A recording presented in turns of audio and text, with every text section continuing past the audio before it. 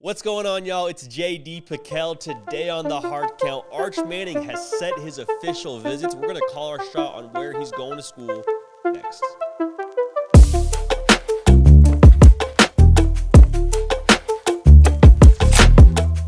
Welcome into CFB with JD, the People's Channel. Everything you know and love about college football happens here on a nearly daily basis. Jack McKenzie doing the heavy lifting. Follow me on Twitter at JD Piquel to help drive the show. So if you have been helping drive the show at all, or even just tuned into the show, you know we have been talking a lot of Arch Manning, and for good reason. Number one player in the 2023 class by most reliable recruiting services, and he has been very to the vest about his recruitment. The dude has like 8,000 followers on Twitter, has a blue check, following nobody, has no tweets. His bio reads, high school student, like a boss.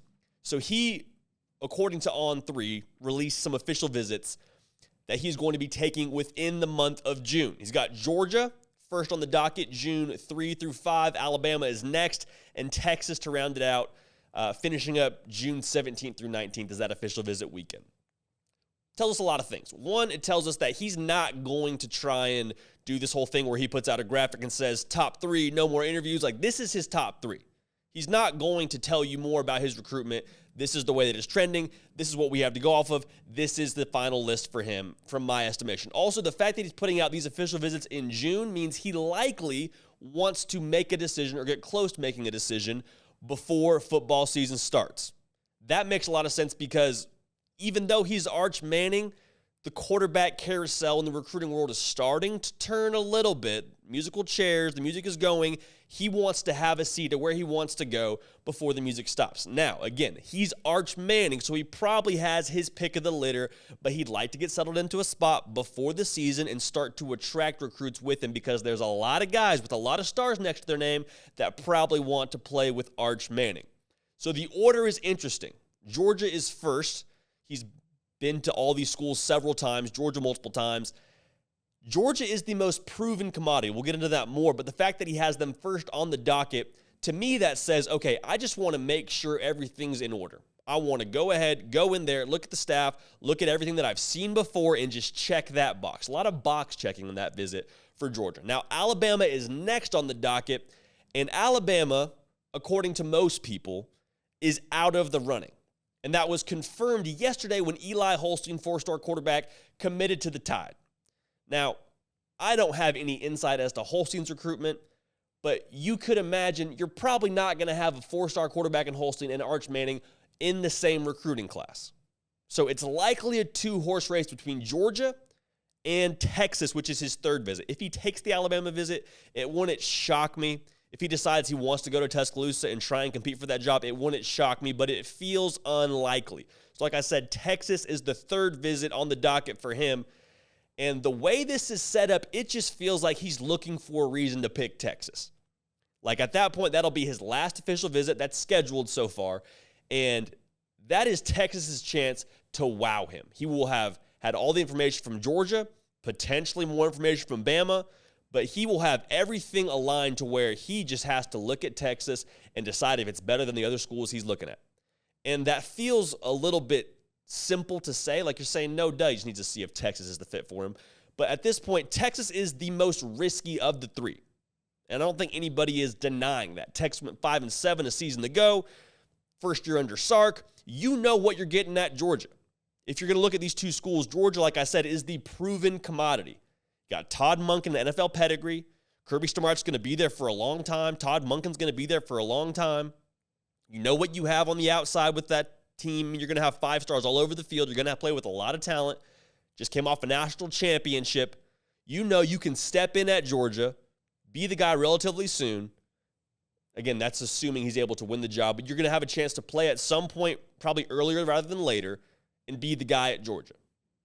At Texas, like I said, there's a lot of, I don't know what's going to happen here this next coming season. Like if Georgia ends up winning the national championship next year, wouldn't surprise a lot of people. If Texas wins the Big 12 next year, a lot of people are saying Texas is back. And that's exactly the point. Texas hasn't been back since Sam Ehlinger made that infamous quote in the Sugar Bowl. So, the thing about Texas is relationships. That's the thing that's consistently thrown around with Arch Manning's recruitment, the relationships he has with A.J. Milwee, the quarterback coach, and his relationship and how highly he thinks of Steve Sarkisian is the big draw to UT. So you have the more sure thing in Georgia right here, and you have what seems to be the heart piece and the relationships in Texas right here. So the recruiting prediction machine at On3 is saying 52% Texas. So they're saying by just a nose, they're giving it to Texas over Georgia. Folks, in today's day and age of recruiting, you commit to people and not schools.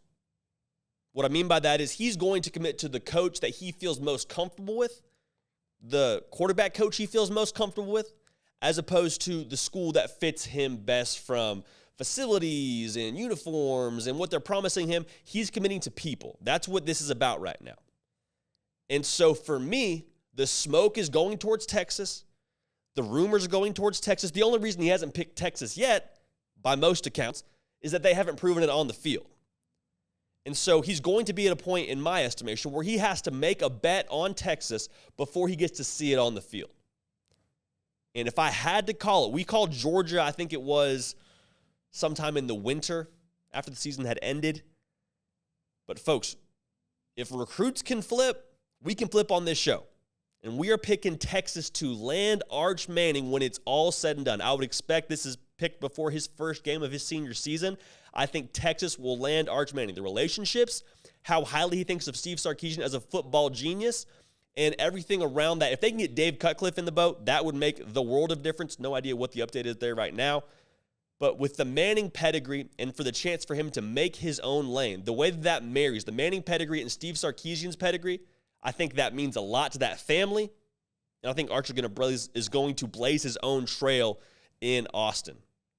We'll see what happens. As always, we'll watch it like a hawk.